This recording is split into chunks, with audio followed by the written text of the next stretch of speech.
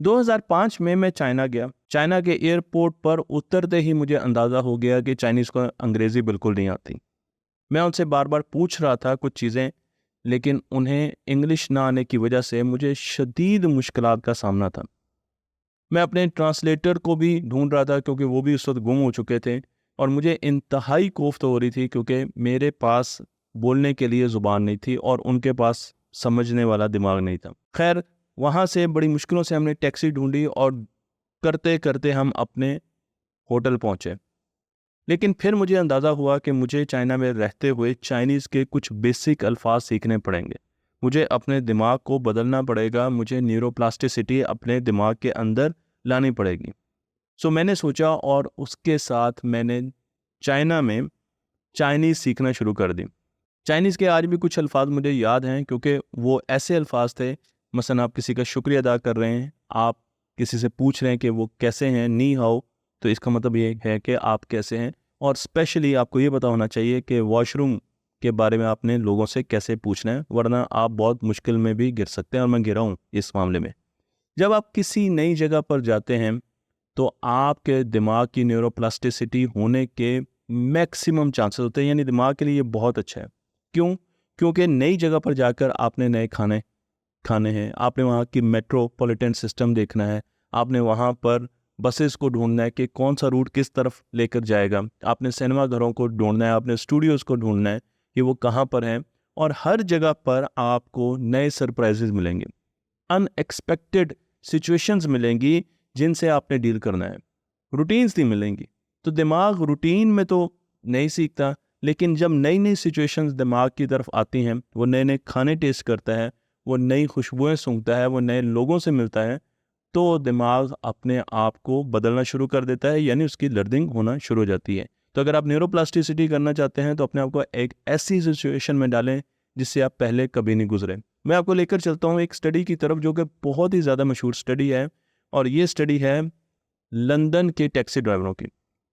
London के taxi ड्राइवरों के दिमाग को जब देखा गया तो पता चला कि उनके दिमाग बड़ी तेज़ी से बदलते हैं जब वो टैक्सी चलाना सीखते हैं, और फिर जब वो टैक्सी चलाना छोड़ देते हैं 20 साल के बाद, 30 साल के बाद, तो उनके दिमाग दोबारा अपनी असल हालत में आ जाते हैं। लेकिन ऐसी क्या चीज़ है जो उन्हें मजबूर करती है, या वो ऐसी क्या चीज़ करते हैं जिसकी वजह से उनका दिमाग बदलता है?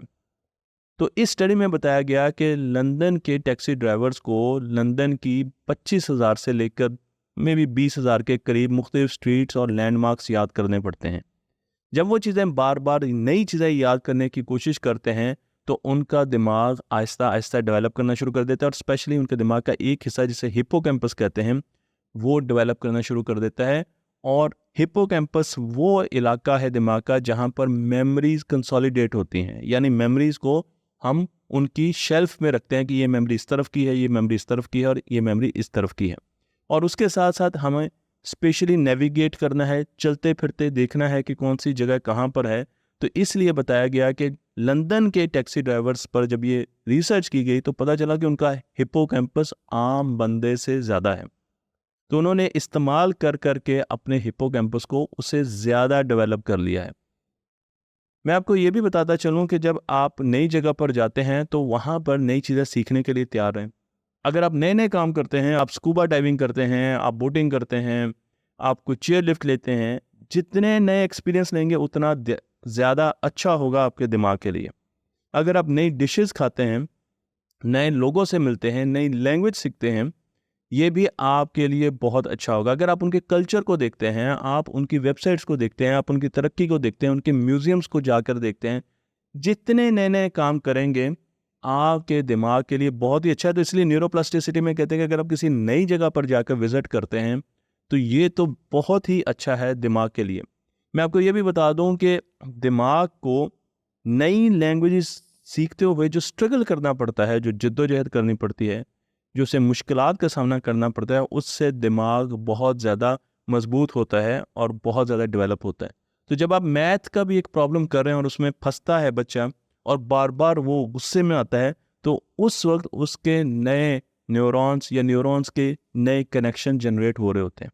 उसे बज़ाहिर कोफ्त हो रही होती है, लेकिन इस जिद्दोजहद में उसका दिमाग बन रहा होता है। और बिल्कुल ऐसे ही जब हम नई लैंग्वेज सीखते हैं और उसके बीच में लैंग्वेज को सीखते हुए हमें जो मुश्किलात का सामना करना पड़ता है, उसमें हमारा दिमाग बहुत ज़्यादा बेहतर हो रहा होता है। आखिर में मैं आपको ये भी टिप देता जाऊँ कि अगर आप अपने बच्चों के साथ अपने मरासम बेहतर करना चाहते हैं, तो आप हफ्ते इतवार को ज़रूर ट्रिप लगाया करें।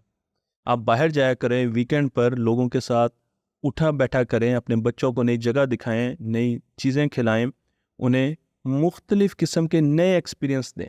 अगर आप ये करेंगे तो उनके दिमाग के नए कनेक्शंस होंगे, इनका दिमाग बढ़ेगा, लेकिन उस दिमाग के बढ़ते बढ़ते हर जगह पर उन्हें आपकी भी याद आएगी। उन्हें अंदाज़ा होगा कि हमने अपने पेरेंट्स के साथ ये एक्सपीरियंस किया था, तो बूढ़ी उम्र तक उन्हें ये चीज़ें याद रहेंगी, हमें भी याद रहती हैं जो काम हमने बचपन में अपने पेरेंट्स के साथ किया। तो जो वीकेंड है, इससे आप दिमाग की डेवलपमेंट के लिए बहुत ज़्यादा अच्छे तरीके से इस्तेमाल कर सकते हैं। आप नई जगह की प्लानिंग कर सकते हैं कि बेटा हमने इस तरफ जाना है, ज़रा देखो यहाँ पर क्या क्या जगह है, इस शहर में क्या क्या चीज़ें हैं, इस शहर में कौन सी स्ट्रीट्स हैं, अजायब घर क्या हैं, यहाँ पर कोई स्टेडियम तो नहीं है, कोई मैच तो नहीं हो रहा, चलो हम मैच जाके देखते हैं। ये जितनी भी चीज़ें हैं, ये वो चीज़ें हैं जो मुझे कुछ अरसे पहले तक बिल्कुल पसंद नहीं थी, लेकिन अब मुझे अंदाज़ा हो गया कि जब हम नए एक्सपीरियंसेस करते हैं, हम जब ट्रैवल करते हैं, तो हम अगर हाइक कर रहे हैं तो हमारा मोटर कॉर्टेक्स डेवलप हो रहा है, अगर हम नेविगेट कर रहे हैं तो हमारी पैराइटल लोब डेवलप हो रही है, अगर हम किसी खूबसूरत सीनिक जगह को देख रहे हैं जहाँ पर ग्रीनरी है, तो वहाँ पर हमारा विजुअल कॉर्टेक्स ज़्यादा डेवलप हो रहा है, अगर म्यूज़ियम की तरफ जा रहे हैं तो फ्रंटल लोब डेवलप हो रही है, और अगर हम चीज़ों को, नई चीज़ों को स्मेल कर रहे हैं तो हमारी ऑल फैक्ट्री डेवलप हो रही है। दिमाग के मुख्तलिफ हिस्से डेवलप होते हैं जब आप ट्रैवल करते हैं, और अगर आप अपने बच्चों के साथ और फैमिली के साथ ट्रैवल करते हैं तो एज अ ग्रुप आपका दिमाग बहुत ज़्यादा डेवलप करता है।